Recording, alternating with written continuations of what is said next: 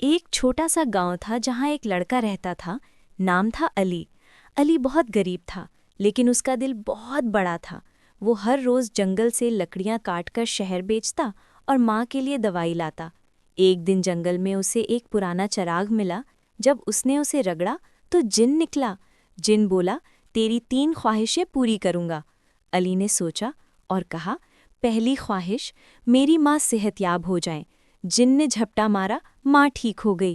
دوسری خواہش، ہمارے گھر کو کھانا کبھی نہ ختم ہو۔ جن نے ہاں کہا۔ اب تیسری خواہش کا وقت آیا۔ علی نے کہا، مجھے سکھاؤ کہ خوشی دولت میں نہیں، دل میں ہوتی ہے۔